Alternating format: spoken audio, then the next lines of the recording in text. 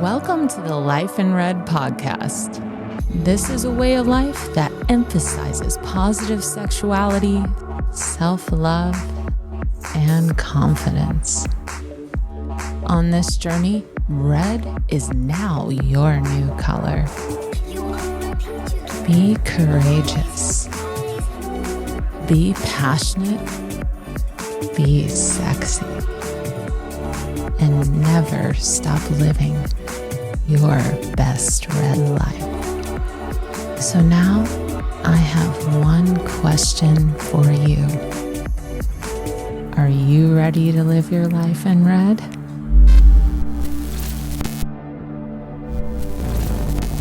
To join us on this journey, like and subscribe below. Again, it's about emotional intelligence. Anytime you have a person who has the ability to investigate their shortcomings, because right now I've made myself sound like, it was all rosy and perfect at times, but I have victimized people. Mm-hmm. I have victimized people. I can give you an example. We all do. I can give you an example. So when I arrived in America, I was so excited, and Was that again? Oh.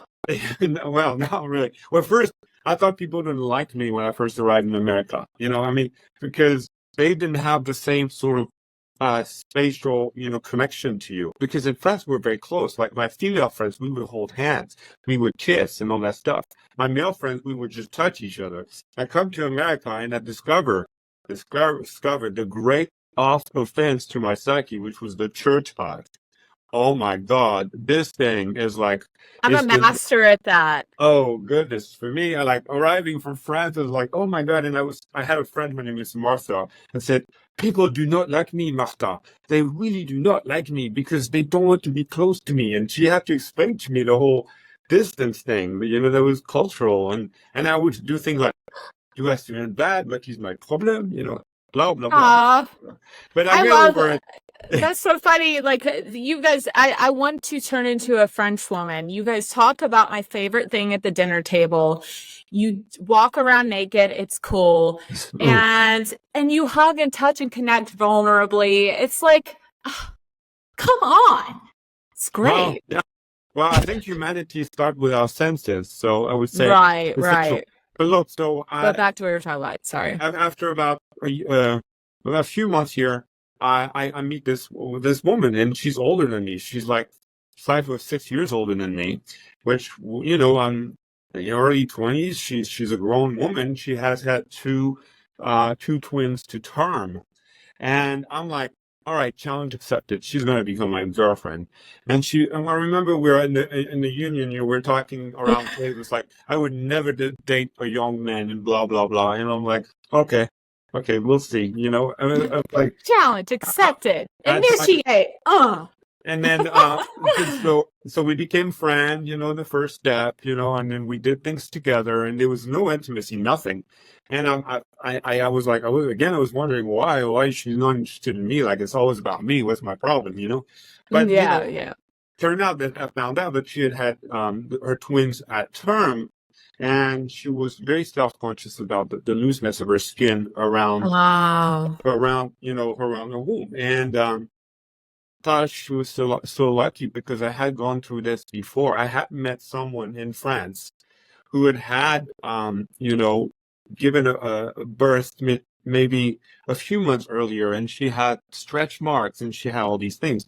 And that time I was horrified and I ran away. So I probably caused this woman to feel very uncomfortable. But the second time around with this person in America, I was like, "You're not going to make that mistake again, Michel, because you were horrible." I just blushed internally thinking about what I had done to this woman. But you see, that's emotional intelligence. You're trying to reflect on your misstep. And then I remember.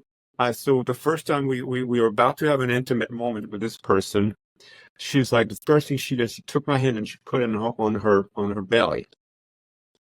And I'm like, Oh. I started kissing her. I mean, I just went and I just started to move with her, and I could feel her body was tense. I can still feel it, you know. But Mm. and the whole time I'm thinking, well, I hope she's not going to think I have a small penis, you know. So I mean, It's coming back in there. yeah, it's funny. Hung like a horse, small penis. Yeah. It's like body dysmorphia. This is body dysmorphia. Like a talks like. Yeah, Yeah. but it ended up being fabulous. But right there, you know, it forces you as you grow into adulthood, because I was becoming an adult, to realize that you must laugh about things like this. You must talk about things like this. You must share with your partner. You know, the fact that she told me ahead of time, then I discovered it. You know, it was easier. You know, and then it allowed me to tap into my own personal experience, and then being honorable and respectful of who she was. You know, and and Yeah. I'm going to give you another example with the same person. When we, I mean, the first time we were very intimate, she came to my place. I rented a little trailer in America, a little tiny little trailer. Now But that's very America of I you. know, well, I loved it. I was so proud of myself. And she came to me and she's like, "Okay, we need protection." And I'm like, "No problem, protection." And I just opened my chest of drawer, and I get this huge bag. I literally had 2 pounds of toilet. But right there, you know, you're like, and then, which was great because she exploded in laughter, you know, and then, Yeah. because in that split second, I realized, what does it signify to have so much condom? You know, like, are you promiscuous? You know, are you all over the place with that sort of thing? You know, and then we were about to intimate. We just took a break. We laughed about it, and this person was extraordinary that way. And I explained to her that my grandma, my Catholic French grandma, believed that American women were very promiscuous, and AIDS was big still at the time, and she was like, "You got to protect yourself." So my tiny grandma went to the pharmacist, because that's how it was done back then, and asked Oh. the pharmacist for a whole supply of probably 2 pounds of condoms. And that is also humor. You know, this is humor. It's a It is. sexuality of humor. And I imagine her doing this. I also imagine her going to the post office and sending a package that had only one thing: condoms. Like literally with a letter, you know, it's a condom. Just please protect yourself. You never know. And That is hilarious. I would have it, thought the same thing she did. This is some gigolo. Like, what's yeah. going on here? But you see, the two of us, we laughed about this, and then my own dysmorphic issues and her dysmorphic issues were thrown out the window, because we were living life. We were Mm. living life in the moment. It was intimacy. We communicated at 3 levels: she versus me versus her, and then the world at large, including my low grandma and her prejudices about American women. You know.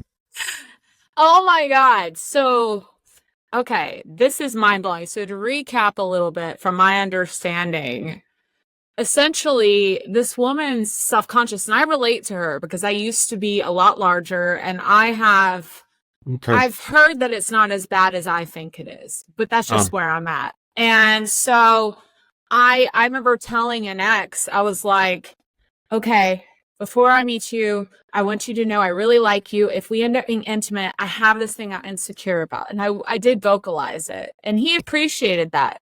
hmm. And so who knows what would have happened elsewhere, because he was there was some perfectionism tendencies and things like that. But he was just like, that's not a big deal at all. And I instantly was like, oh, but like No. if I would have sold a bag of condoms though, now that I think I could work. No, we should tell them about how when I first met you, this goes with it.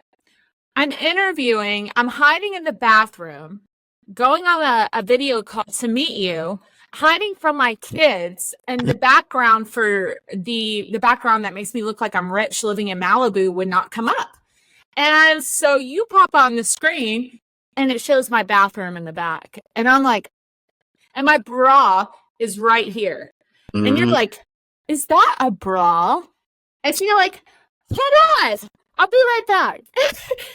And then you ran, grabbed some briefs or whatever, and then threw them on your couch. We were, So it we, relaxed me. yeah, we were even.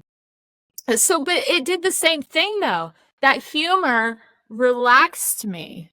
And then we were able to connect. And so in sex, though, that is a huge problem. If you are promiscuous, there's no judgment on my end. But even if you're in a relationship, it's your first time, everyone's a little bit nervous unless you've had a lot to drink, which I don't drink. So I'm nervous. And you use that humor to break you out of that pattern, Yeah, to shift yourself. and again, it's not humor to mock people. No. It's humor to bond with people. You know, Yes. humor creates intimacy. You know, Mm. giggling creates intimacy, and all of this is a gift. So the thing about sexuality and therapy is, if people have been in a situation where they grew up where sexuality was deep, unvalidated, we really have to reclaim it. And then as part of claiming it is humor, you know, humor and sexuality, you know, humor and sexuality and communication.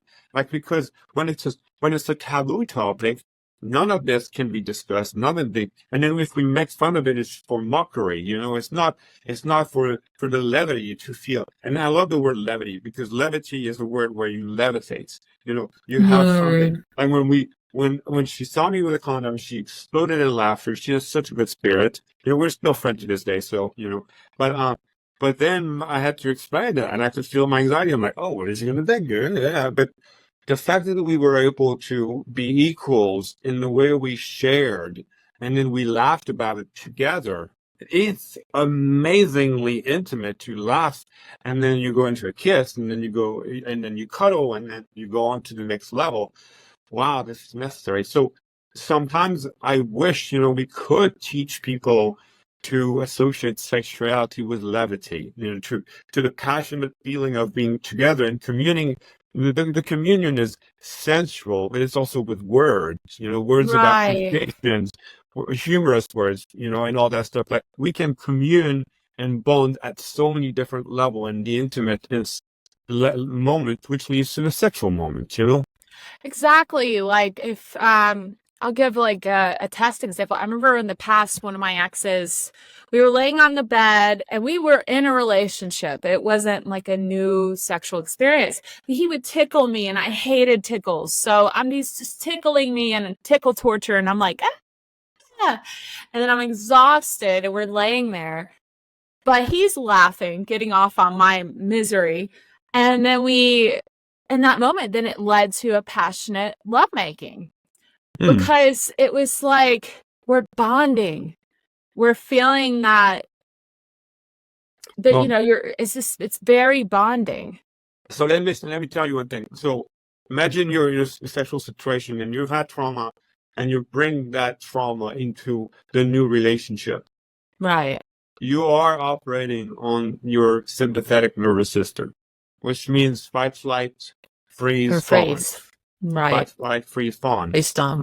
Humor is a way to deactivate it, and then just to remain in the neutral. Or humor, kind of like food, gets you to the parasympathetic, which is restful, sleepy, more like relaxed, you know, and available for the intimate moment. And certainly as we age, I'm 54, you know, men, as we age, unless we use, you know, all sorts of medical, you know, whatever, which The pill. yeah, the pill, which I feel like that culturally has killed so much potential for better intimacy. But that's my soapbox, you know. But humor is a way to deactivate that part of the brain that will allow the trauma to re-emerge and then to come to the top and make a moment that could be fabulous, fabulous, very, very difficult, you know. I agree. It's being forthright. I have stereotypical sexual trauma, which I'm going to be very, very blunt on the show, rape in my history.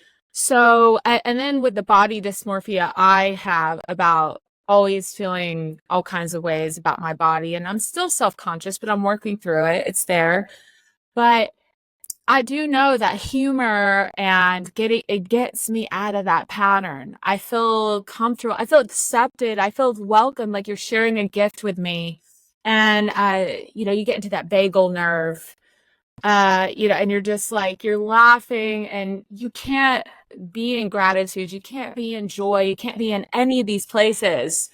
Um, you can't wait. You can't be in the bad places if you're in that place. Yes, yes. And it's And literally a it's so switch. nice. You cannot be because it's sympathetic nervous system, parasympathetic nervous system. If you are in one, you cannot be in the other.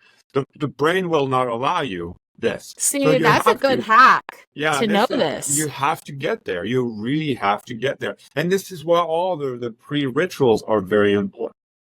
But you see, Mm. your pre-ritual may work for you, but not may work for the other person. Like, for instance, if you part of your pre-ritual, you decide to have candles, and the person has an allergic reaction to paraffin or whatever it's called, Right. or they were traumatized in a room with candles, The sense yeah, or, anxiety. in the past, they were, oh, it was a priest and there were candles. I'm like, ugh.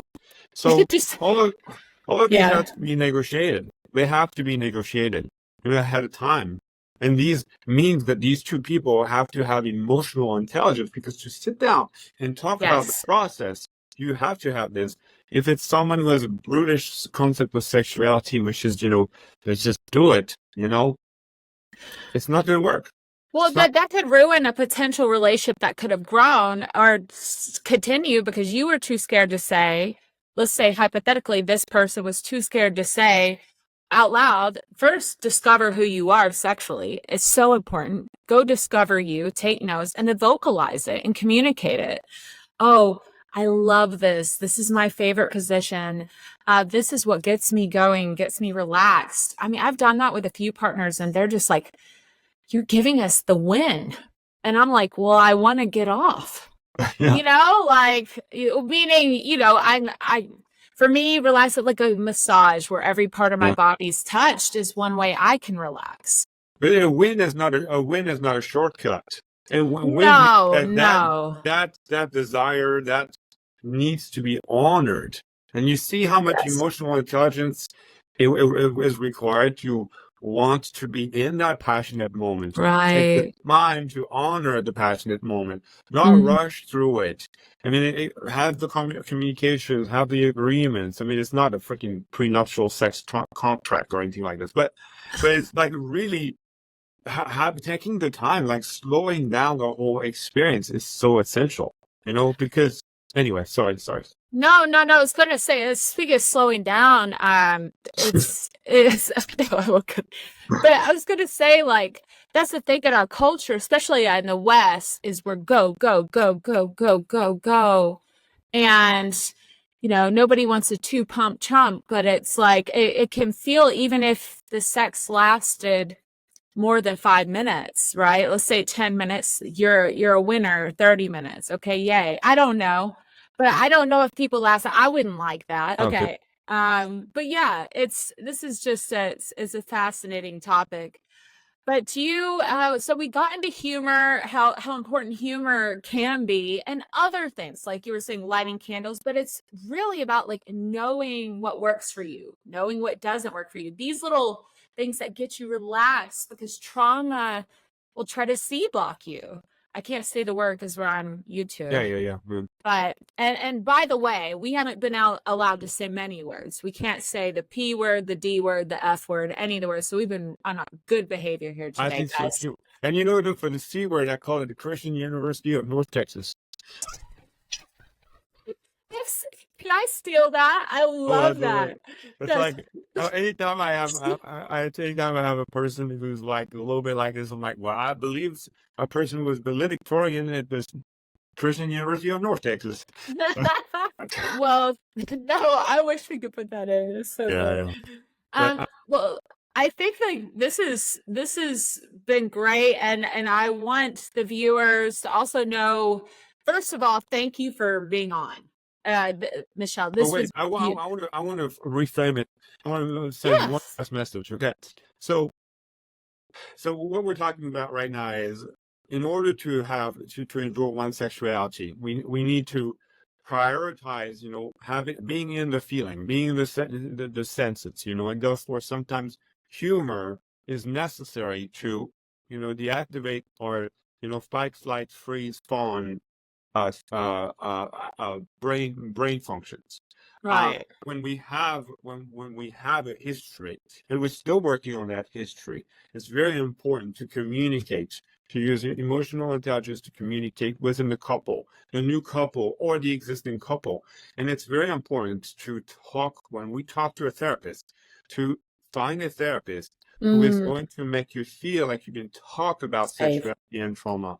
You can talk about my husband and I, my wife and I, or my partner and I, we do not have a good sexual life. Can we address these? Because it's the first thing to learn with a traditional therapist like myself, who doesn't specialize in sexuality, is to be comfortable talking about these, and then just let those demons go away. Like if there was, sort of oppression and repression, But taking the and shame out of it. yeah, taking exactly. Sorry, that's a better way to put it. Take the shame out of it. But finding a good therapist who can actually engage at that level without judgment, who makes you feel like you can trust yourself, Mhm. and it's very important. And not thinking that sex is a serious subject, except when it's been trauma. But when we have reclaimed it, it can be a fun subject. It activates all the great sensory components, and then actually the brain, allow the libido to be more accessible if we are in that state of euphoria, happiness that humor might create. So It's wait, you there. get more if the more I had this theory that I worked through a lot of my trauma from the past and I started getting hornier. So like Oh yeah. I wasn't sure. I tracked myself in my progression. And then I realized I thought maybe I didn't like sex. And then as I was healing, all of a sudden I was like it's almost a sex. That's all Well, it was nuts. I mean, I'm sorry to be so trite, but it's like someone said I like running because my dad or mom they were a marathon runner, and then they were dragging us all over the United States, and I hate this thing, and then starts running. They're gonna enjoy it for their own pleasure. It's like it Mhm. becomes their own. Yeah, you became sexuality became yours. You have you have the license to do as you wish with it, not you don't have all these observer that your super ego might just have implanted like needles in your brain. You have removed all these needles of trauma out of your brain, and your brain is Mm. blossoming and growing. These are inflammation. All these trauma pieces, they're inflammation that disallow your normal body functions to work. So once you've removed the Wow. trauma pieces, then your libido is like clear path towards the actual purpose of it. It's like we're Now good. took a bow wow. Yeah, it's funky. It gets funky. It moves in the right direction. It flows. And Mhm. it is all sensory, and it's beautiful. That's what we need to achieve. Yes, yes. And so if you out there are struggling with anything that you've heard on the show today, the advice from you, Michel, would be to find a therapist that you are not that you can truly be yourself. There isn't all that judgment Mm. that you would have maybe from a family member or a friend or a religious establishment, even a religious establishment in particular that would judge sexuality in certain ways. Find someone who's just neutral and supportive and go talk to someone because that freedom is you're gonna Yeah. See, and then it is always hard to identify the right therapist. But I Yeah. always tell people ask three or four person. But honestly, I would go right into it. I have a concerns about my sexuality, and I believe they're rooted in childhood or rooted in these traumatic events. How would you approach a conversation on that topic with the intent of allowing me to rediscover my sexual self? How would you Mm. approach it? And if that person knows how to answer it, it's a very good sign. They have to have deep emotional intelligence. They have to have deep emotional intelligence. But I'll tell you one thing. There are people in my profession who do not have the gift of deep emotional intelligence. on Mm. the subject of sexuality because they haven't worked their own repression. Ah, see, that's the key. It's they're human too. We want to put Yes. everyone on a mountain and call them Zeus. It's like just because you have the PhD doesn't mean you're God. Mm-mm. So they have issues too. And that's great advice for finding help because I don't want to leave you guys like you're like, oh, I relate to this. I relate. Oh my God. It's like, all right, bye. Good luck. So Have fun. have fun with that. Yeah. Yeah. So you guys, be all you got some great tips here. And I'm gonna try to take notes and make small clips for you out there so you know what to do when looking for therapy and help to really get your power back. I loved how you said that, Michelle. Get your power back. This is my sexuality. This is my story. This isn't, I'm not hung enough. My nose isn't big enough. You're not as pretty as the other girls because you're super tall, Brittany. I'm getting Or my have I story have back. I have loose skin, and Right. and you also need. I'm sorry. You also need to have a therapist where you make decision about your appearance. They're supportive. They'd be like, I'm here for Oh, you. yeah. Like I mean, I've had a client, who lost tremendous amount of weight in a short amount of time, which means loose skin.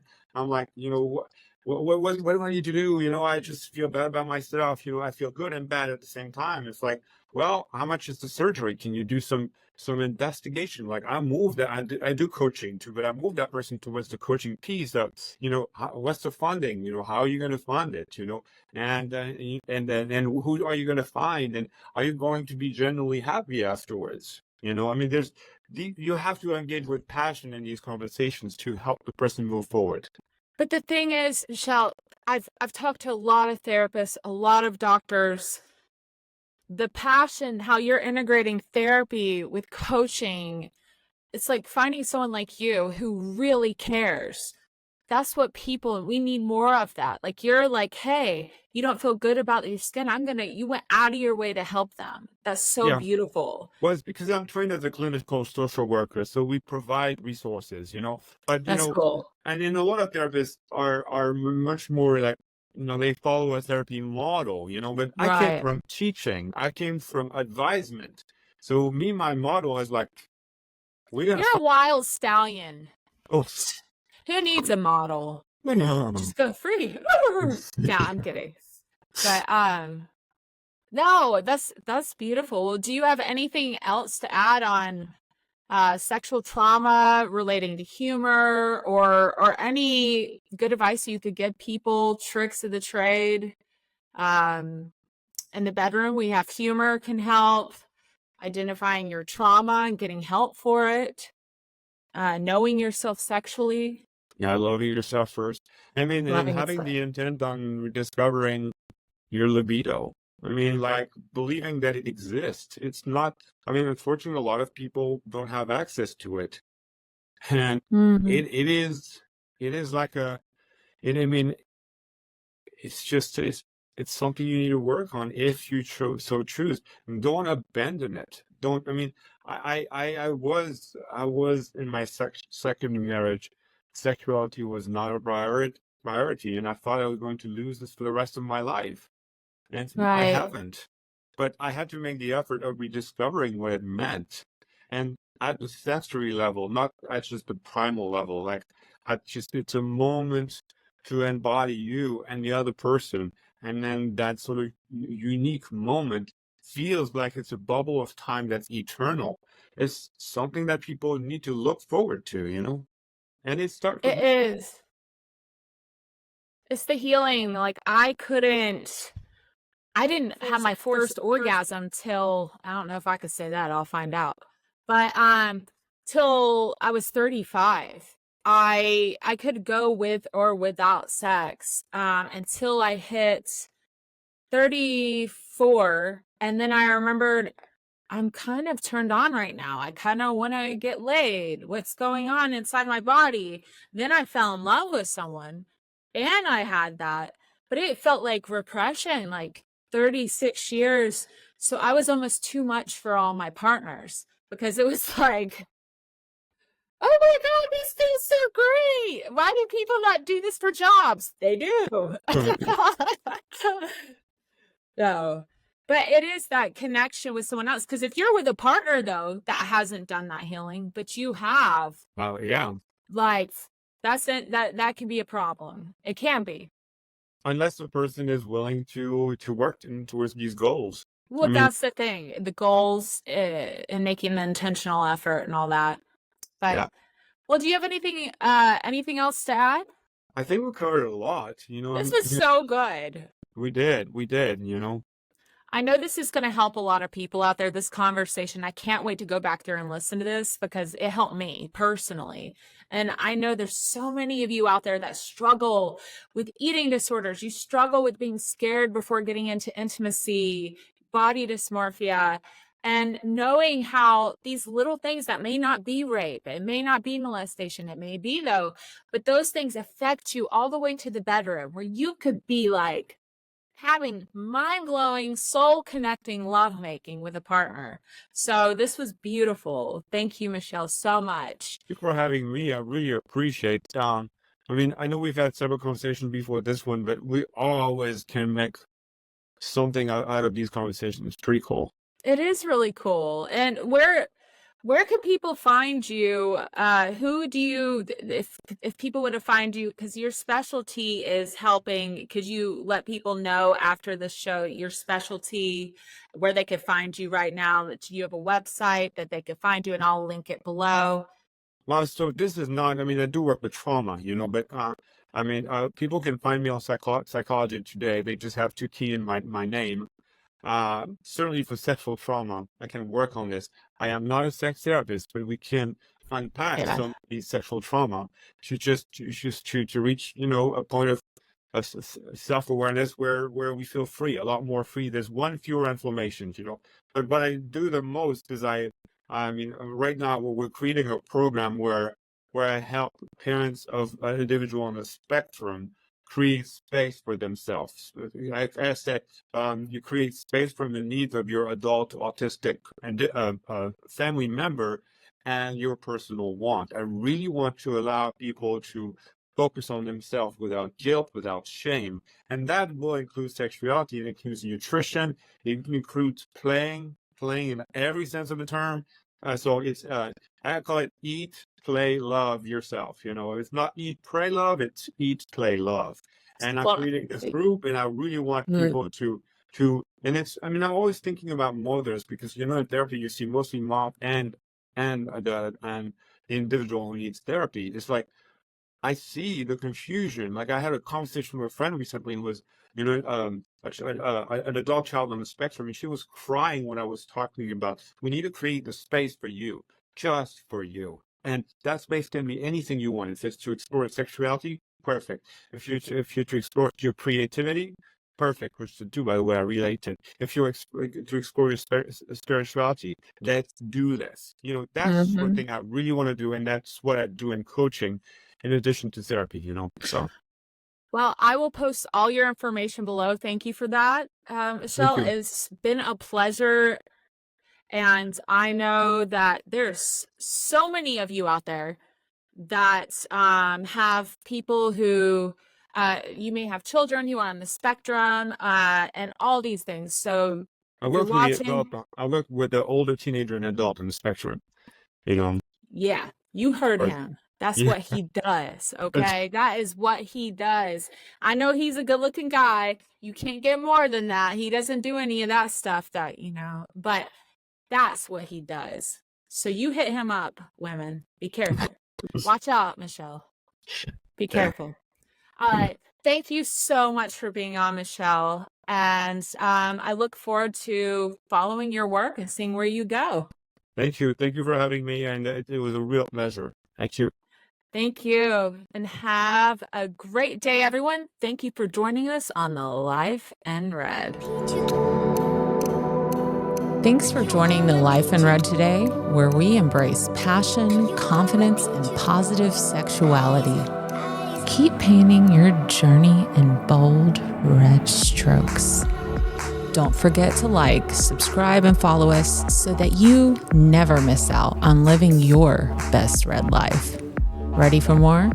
Stay passionate, stay red. See you next episode.